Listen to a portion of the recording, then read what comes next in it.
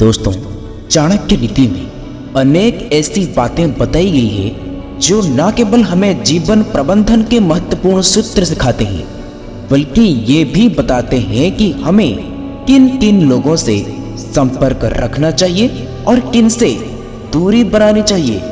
चाणक्य नीति के अनुसार 4 चीजें हमारे परम सहयोगी होती हैं: एक अच्छा मित्र, एक वफादार नौकर, एक समझदार जीवन साथी और स्वयं का घर।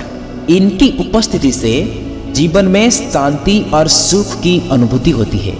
लेकिन अगर इनमें से कोई भी नकारात्मक हो जाए तो ये जीवन को कठिन बना सकता है।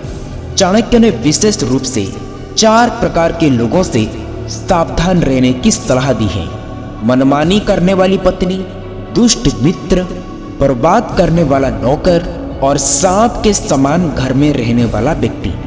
चाणक्य ने पत्नी के संदर्भ में बताते हैं, हिंदू धर्म में पत्नी को अत्यंत सम्माननीय स्थान दिया गया है। उसे तो अर्धांगिनी कहा गया है, जिसका अर्थ ये है कि शरीर का आधा भाग। एक पत्नी न केवल जीवन साथी होती है बल्कि परिवार की नींव भी होती है। लेकिन यदि पत्नी का स्वभाव मनमानी करने वाला हो और अगर वो केवल अपने स्वार्थ के लिए किसी भी हद तक जाने को तैयार हो जाए तो ऐसा जीवन कष्टमय हो जाता है। चाणक्य नीति में कहा गया है कि मनमानी करने वाली पत्नी के साथ रहना साक्षात मृत्यु के समान होता है। इसलिए व्यक्ति को बुद्धिमानी से जीवन साथी का चयन करना चाहिए और विवेकपूर्ण निर्णय लेना चाहिए। आचार्य चाणक्य कहते हैं कि यदि हमारे जीवन में कोई सच्चा हितैषी होता है तो वो है हमारा सच्चा मित्र। धर्म ग्रंथों में सच्चे मित्रों की अनेक कहानियां पढ़ने और सुनने को मिलती है। जब हम किसी दुविधा में फंस जाते हैं तो वहीं पर एक अच्छा और सच्चा मित्र ही हमें सही मार्ग दिखाने का कार्य करता है। लेकिन यदि आपका मित्र दुष्ट प्रवृत्ति का हो तो वो आपके लिए सबसे बड़ा खतरा बन सकता है। वो अपने स्वार्थ के लिए आपको गलत सलाह भी दे सकता है या आपको शारीरिक रूप से नुकसान पहुंचा सकता है। एक गलत सलाह और शारीरिक क्षति दोनों ही रूपों में दुष्ट मित्र साक्षात मृत्यु के समान होता है। इसलिए चाणक्य नीति में ऐसा मित्रों से सावधान रहने की सलाह दी गई है। नौकरों के संदर्भ में घर में नौकर रखने की परंपरा तो काफी पुरानी है।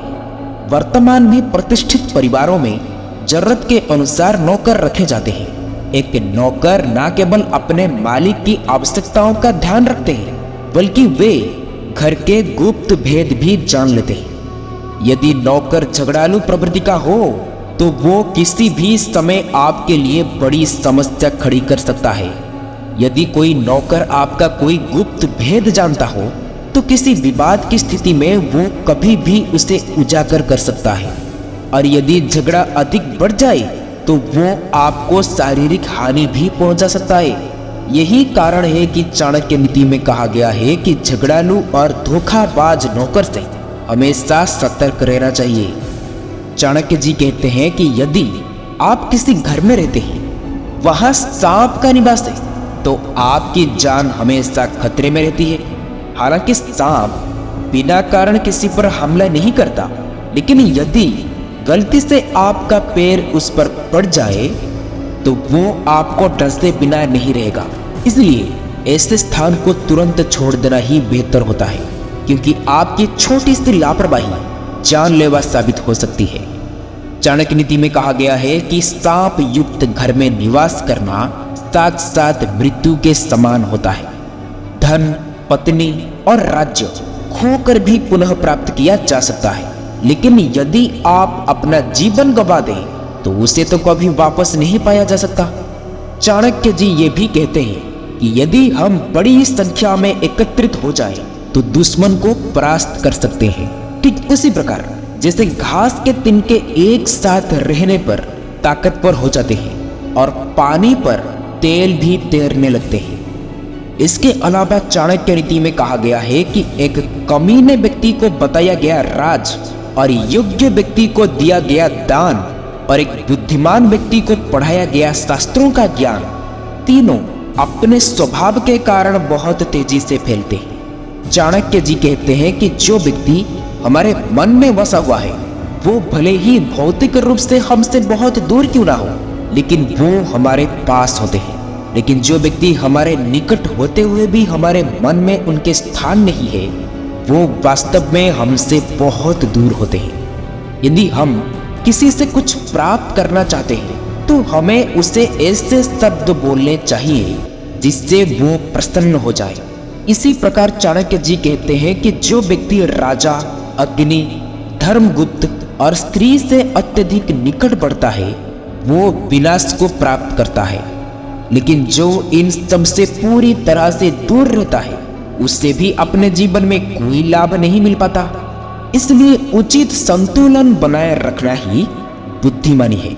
चाणक्य जी ये भी कहते हैं कि एक ही वस्तु अलग अलग लोगों को उनकी योग्यता के अनुरूप भिन्न भिन्न रूप में दिखाई देती है।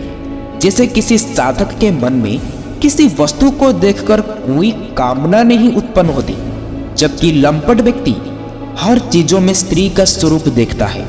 जैसे कुत्ता हर चीज को सिर्फ मांस का टुकड़ा समझता है। इसलिए चाणक्य जी सलाह देते हैं कि कुसंग का त्याग करें और संत जनों के साथ मेल जोल बढ़ाए, दिन रात अच्छे गुणों का संचार करें और सदैव उन चीजों पर चिंतन करें जो शाश्वत है, जबकि जो निश्चर है उन्हें भुला देना ही उचित है। तो दोस्तों, आशा करता हूं कि आपको इस ज्ञानवर्धक वीडियो से आपको काफी कुछ सीखने को मिला होगा।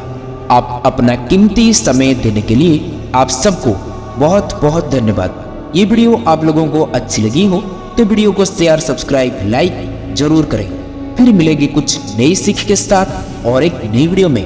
तब तक के लिए आप अपना ख्याल रखें। ओम नारायणाय नमः।